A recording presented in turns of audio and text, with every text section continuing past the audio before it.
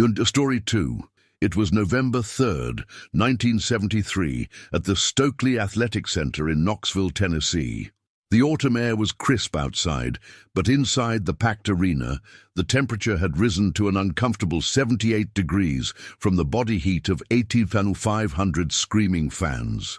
Elvis was 3 songs into his second show of the evening. He'd already performed an earlier show at 6:30 p.m. that had been sold out for months, when chaos erupted in a way that would test every ounce of his character and redefine what it meant to handle a crisis with grace. The fluorescent lights of the arena cast harsh shadows across the crowd, a sea of faces ranging from teenagers who had saved every penny of their allowance to grandmothers who remembered Elvis from his early days on The Ed Sullivan Show.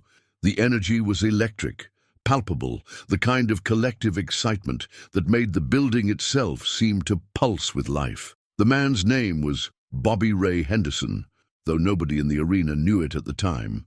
He was 34 years old, a Vietnam veteran with shrapnel scars on his left leg and a Purple Heart collecting dust in a drawer back home. Recently divorced after 12 years of marriage, he'd been drowning his sorrows in a bottle of Jack Daniels that he'd been nursing since noon at Murphy's Tavern, a dive bar 3 blocks from the venue. Bobby Ray had the weathered hands of a man who'd worked construction his entire adult life, building other people's dreams while his own seemed to crumble around him. His face, once handsome enough to turn heads when he'd married Linda Sue back in 1961, now showed the toll of too many disappointments, too many bottles, and too many nights spent wondering where everything had gone wrong. By the time Elvis took the stage at 9:30 p.m. in his iconic white jumpsuit, with gold studs that caught the stage lights like fallen stars, Bobby Ray had consumed enough alcohol to kill his inhibitions and amplify every ounce of pain he'd been carrying for the 8 months since Linda had packed her bags and moved to Nashville. Bobby Ray hadn't planned to attend the concert. Hell, he'd never been an Elvis fan. Growing up in rural Tennessee, he'd been raised on country music. Hank Williams, Johnny Cash, George Jones, music that spoke to working men about real problems. He'd always considered Elvis to be manufactured entertainment, pretty boy music for teenage girls and housewives with romantic fantasies. But his ex-wife, Linda Sue, had been absolutely obsessed with the king. Throughout their 12-year marriage, she'd played his records constantly. Love Me Tender while making breakfast, Can't Help Falling in Love while folding laundry, Suspicious Minds while cooking dinner.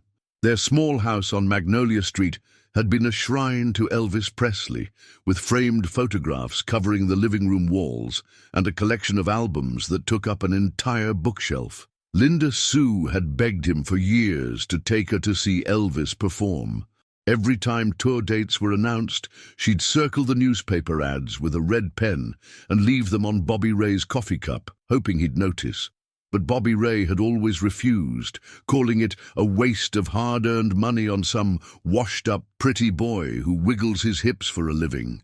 "Bobby Ray, please," she'd pleaded just last Christmas, holding 2 tickets she'd somehow managed to buy with money saved from her part-time job at the department store.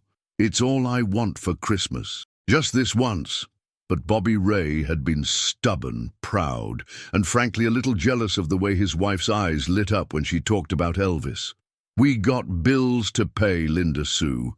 Real bills, not fantasy tickets to watch some guy in sequins prance around on stage." Now Linda Sue was gone, living in Nashville with her new boyfriend Derek, a man who apparently appreciated Elvis Presley enough to buy front-row tickets and take her to every concert within a 3-state radius. The irony wasn't lost on Bobby Ray as he sat in the corner booth at Murphy's Tavern that grey November afternoon, staring at the concert ticket his longtime friend and co-worker Jake Morrison had thrust into his calloused hand.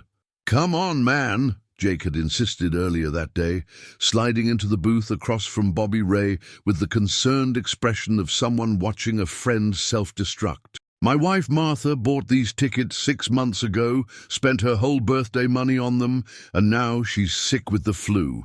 They're good seats too, 2nd row center. Don't let them go to waste." Jake was a good man, the kind of friend who showed up with a casserole when your wife left and didn't ask too many questions about the empty bottles in your garbage can. He'd been trying for months to get Bobby Ray out of the apartment that still smelled like Linda Sue's perfume and back into the world of the living. Bobby Ray had laughed bitterly, the sound hollow in the dimly lit tavern where the jukebox played Merle Haggard and the air was thick with cigarette smoke and broken dreams. Elvis Presley? Jake, you know exactly how I feel about that guy. He's the reason Linda Sue got all those crazy ideas about romance and excitement. She was always comparing me to him, wanting me to be more like him. I know how you feel about a lot of things right now, Jake had replied gently, his weathered face showing the kind of patience that comes from 20 years of friendship. But sitting in this bar, feeling sorry for yourself and drinking away your paycheck ain't helping nobody. Maybe you need to get out, see something different, be around people instead of drowning in your own misery. What's the worst that could happen? The worst, as it turned out, was exactly what nobody could have predicted. Bobby Ray had stared at the ticket for a long time, running his thumb over the printed words. Elvis Presley, Live-In Concert, November 3rd, 1973, Stokely Athletic Center, Section A, Row 2, Seat 14. The paper was slightly crumpled from where Jake's wife had gripped it excitedly when she bought it. I don't know, Jake, Bobby Ray had mumbled, finishing his fourth whiskey of the afternoon. Being around all those screaming women, watching them lose their minds over some guy who don't even know they exist, it just reminds me of everything I did wrong. But Jake hadn't given up. Look, Bobby Ray, I've been watching you destroy yourself for 8 months now. 8 months of drinking, 8 months of missing work, 8 months of living like a ghost in that apartment. Linda Sue is gone, and I'm sorry about that, I truly am. But you're still here, and maybe, just maybe, you need to figure out what that means. So against his better judgment, against every instinct that told him this was a mistake, Bobby Ray had taken the ticket. He'd gone home to his empty apartment, showered off the smell of the construction site and the bar, and put on his only clean shirt, a blue button-down that Linda Sue had bought him for their last anniversary. But he'd continued drinking at the venue, using the cash he'd planned to spend on groceries that week to buy overpriced bourbon from the concession stand. The vendors, used to dealing with rowdy fans, kept serving him even as his words became increasingly slurred and his movements less steady. By the time Elvis appeared on stage, Bobby Ray was sitting in the second row, surrounded by women who'd driven from as far as Georgia and Kentucky to see their idol perform.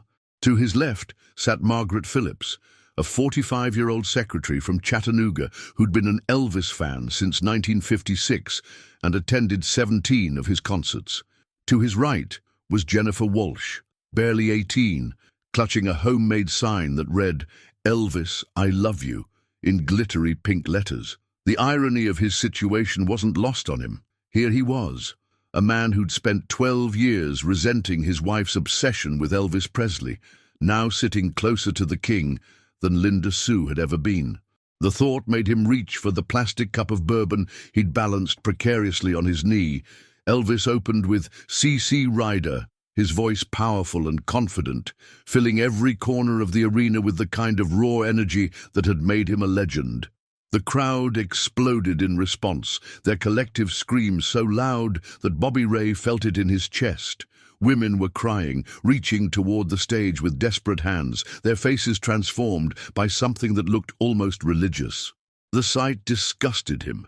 These women, some of them old enough to be grandmothers, losing their dignity over a man in a jumpsuit.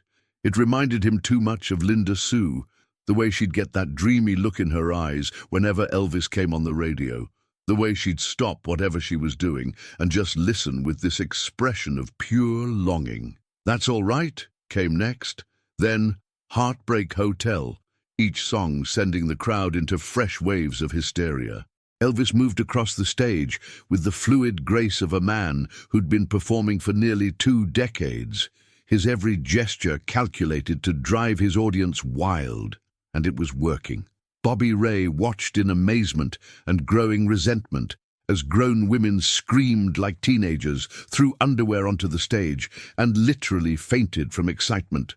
Margaret Phillips was crying openly beside him, mascara streaming down her cheeks as she sang along to every word. "Isn't he beautiful?"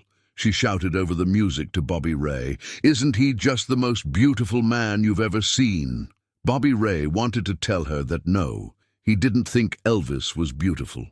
He thought Elvis was a fraud, a pretty face with a good voice who'd convince millions of women that they deserved romance and excitement and passion instead of being satisfied with steady men who showed up for work every day and paid their bills on time. But during the third song, when Elvis began the opening chords to Burning Love, something inside Bobby Ray snapped like a dry twig under pressure. Maybe it was the whiskey coursing through his bloodstream, lowering his inhibitions and amplifying every buried resentment. Maybe it was the memory of Linda Sue singing this exact song while washing dishes in their kitchen, her hips swaying to the rhythm as she scrubbed plates and dreamed of a life more exciting than the one she had. Maybe it was the sight of 18,500 people worshipping a man he blamed for his wife's impossible expectations of romance and adventure.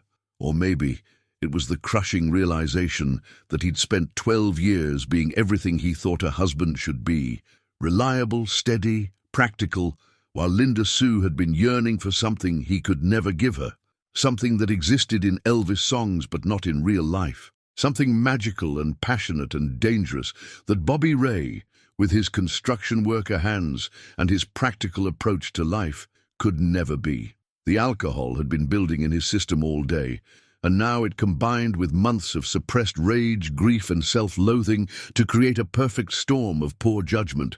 Bobby Ray suddenly found himself stumbling out of his seat, his movements unsteady but determined, and heading toward the stage with a single-minded purpose that surprised even him. The security guards noticed him immediately. This was 1973, and crowd control at Elvis concerts had become increasingly important as the King's fame reached almost religious proportions. Fans regularly tried to rush the stage, to touch him, to grab a piece of his clothing or steal a kiss. The security team, led by a massive man named Red West, who'd been Elvis's friend since high school, was experienced in handling overzealous fans. But Bobby Ray wasn't behaving like a typical fan. He wasn't screaming Elvis's name or reaching out with loving hands.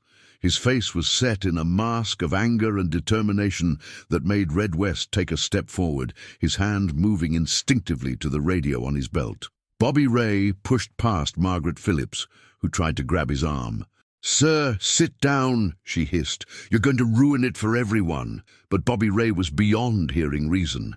The bourbon had convinced him that this was his moment, his chance to tell the world what he really thought about Elvis Presley and the damage he'd done to good marriages everywhere, until he wasn't. In one fluid motion that surprised everyone, including himself, Bobby Ray leaped onto the stage apron with an athleticism that his daily construction work had maintained despite the alcohol. For a moment, he stood there in the blazing stage lights, his blue shirt soaked with sweat, his eyes wild with a mixture of rage and desperation that made the nearby musicians take an involuntary step backward. The stage was smaller than it looked from the audience, maybe 30 feet across, and Elvis was in the center, microphone in hand, completely absorbed in his performance. The band, James Burton on lead guitar, Ronnie Tutt on drums, Jerry Sheff on bass, and the backing vocalists, had seen their share of stage rushes over the years, but something about this man's energy felt different, dangerous. Before anyone could react, before Red West could cross the 15 feet separating him from the intruder, Bobby Ray lunged for Elvis's microphone with the desperate coordination that alcohol sometimes grants to the truly determined. His calloused hands wrapped around the microphone stand with a grip born of years, swinging hammers and lifting steel beams. "This is all fake!" Bobby Ray screamed into the microphone, his words slurred but audible throughout the arena, his voice carrying over the sound system to every corner of the building. The bourbon made his Tennessee accent thicker, his words more drawling and dangerous. "You people are worshipping a fake. He don't care about none of you. He's destroying families." The music stopped immediately, as if someone had pulled the plug on the entire production. James Burton's guitar fell silent mid-chord, Ronnie Tutt's drumsticks froze above his kit, and the Sweet Inspirations' backing singers stepped away from their microphones in shock. The sudden absence of music created a vacuum that seemed to suck all the air out of the arena. The band members, seasoned professionals who had performed with everyone from Frank Sinatra to Bob Dylan, had seen their share of disruptions over the years. They dealt with technical failures, medical emergencies, even the occasional streaker, but this was different. This was personal, angry, and completely unpredictable. Charlie Hodge, Elvis's rhythm guitarist and longtime friend, later said that the silence that followed was the most complete he'd ever experienced in an arena. It wasn't just quiet. It was as if 18,500 people had simultaneously held their breath, creating a void so profound that you could hear the building's ventilation system humming through the sound speakers. 18,500 people held their breath, waiting to see how the king would handle this unprecedented challenge to his authority. Bobby Ray was still gripping the microphone, swaying slightly, his face red with alcohol and emotion. Up close, Elvis could see that this wasn't just a drunk fan causing trouble. This was a man in pain, a human being who was drowning and had just grabbed onto the nearest thing that might keep him afloat. "Sir," Elvis said quietly, his voice carrying clearly through the arena's speakers. "Sir, what's your name?" Bobby Ray blinked, apparently surprised that Elvis was talking to him instead of having him forcibly removed. "Bobby Ray Henderson," he mumbled into the microphone. "Bobby Ray Henderson," Elvis repeated, his tone respectful and calm. "Bobby Ray, I can see you're hurting about something, and I can see you've had a few drinks tonight, but I want you to know something. What you just said about me not caring about people, that's not true." The crowd remained frozen, watching this surreal interaction unfold. Elvis continued, his voice gentle but clear. "Bobby Ray, I don't know what's going on in your life right now, but I know pain when I see it. I've been there myself, brother. We all have." Bobby Ray's grip on the microphone loosened slightly.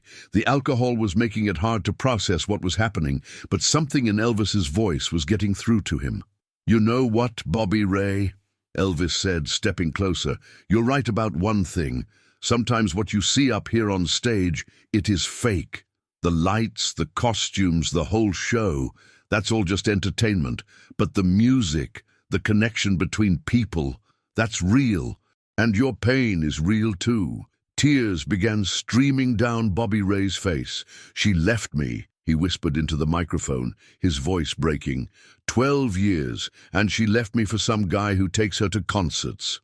The arena remained silent, 18,500 people witnessing this raw, unscripted moment of human vulnerability. Elvis nodded slowly. "I'm sorry, Bobby Ray. I truly am. Losing someone you love, that's about the hardest thing a man can go through." He paused, then made a decision that would be talked about for decades. "Bobby Ray, I want to ask you something, and I want you to think about it real careful. Do you think your wife left you because of me, or because y'all had problems that needed working on?" Bobby Ray stared at Elvis, the question cutting through his alcoholic haze like a knife through fog. The silence stretched for what felt like hours, but was probably only 30 seconds. Finally, Bobby Ray released the microphone and stepped back. "She left because I stopped trying," he admitted, his voice barely audible. "I stopped listening to her. I stopped taking her places. I stopped caring about what made her happy." Elvis placed a gentle hand on Bobby Ray's shoulder. "That takes courage to admit, brother. Real courage. And you know what? Admitting it is the first step to becoming the man you want to be." The king turned to address the crowd. "Ladies and gentlemen, Bobby Ray here just showed us something important. He showed us that it's okay to hurt, it's okay to make mistakes, and it's okay to admit when we're wrong. That's more honest than most of us ever get." He looked back at Bobby Ray. "Now, I'm going to ask security to help you get home safe tonight, Bobby Ray. And I want you to promise me something. Tomorrow morning when you wake up, I want you to start working on becoming the man your wife fell in love with all those years ago. Not for her, but for you. Can you do that?" Bobby Ray nodded, tears still streaming down his face. "I'll try, Elvis. I'll really try. That's all any of us can do, brother." As security gently escorted Bobby Ray off the stage, not roughly, as would have been expected, but with the same respect Elvis had shown, the king turned back to his audience. "You know, folks," Elvis said into the microphone, "Bobby Ray just reminded me of something important. We're all fighting battles that nobody else can see. We're all carrying pain that feels too heavy sometimes. And sometimes we make mistakes when that pain gets to be too much." He paused, looking out at the sea of faces. "But that doesn't make us bad people. It makes us human. And being human means we get to start over every single day and try to be a little bit better than we were yesterday." The silence in the arena was profound. You could have heard a pin drop among those 18,500 people. "So here's what I want us to do," Elvis continued. "I want us to dedicate the rest of this show to everybody who's hurting tonight. To everybody who's made mistakes they wish they could take back. To everybody who's trying to become a better person, one day at a time." The crowd erupted in applause, but it wasn't the usual screaming and cheering of a rock concert. It was respectful, emotional applause, the kind you hear when people recognize they've witnessed something sacred. Elvis finished the concert with a renewed energy and purpose. Every song seemed to be infused with the compassion he'd shown Bobby Ray. When he sang the closing number, the entire arena joined in, creating a sense of community and understanding that transcended entertainment. After the show, Elvis asked his security team to find out what hotel Bobby Ray was staying at. He had them deliver a note that read, "Bobby Ray, remember what I said about starting over. Today is your someday. Elvis." Along with the note was a check for $500, enough to cover Bobby Ray's travel home and give him a small cushion to start rebuilding his life. Bobby Ray Henderson never saw Elvis perform again, but he kept that note in his wallet for the rest of his life. He used it to get sober, to rebuild his relationship with his ex-wife. Though they remained divorced, they became friends, and eventually to become a counselor helping other men deal with divorce and alcohol addiction.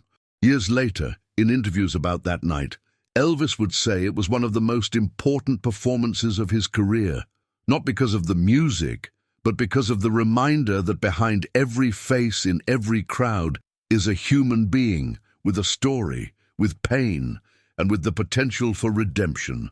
The story of Bobby Ray Henderson and Elvis Presley became legend among Elvis fans, not for its drama, but for the grace and compassion shown by both men. It reminded everyone who heard it that true strength isn't about avoiding confrontation. It's about responding to it with understanding and kindness. In a world that often rewards aggression and punishment, Elvis chose empathy. In a moment when he could have been justified in having someone arrested and banned, he chose to see the person behind the problem. And 18,500 people learned something that night about what it really means to be human. Not perfect, not without mistakes, but capable of growth, forgiveness, and the kind of compassion that can change lives with just a few carefully chosen words.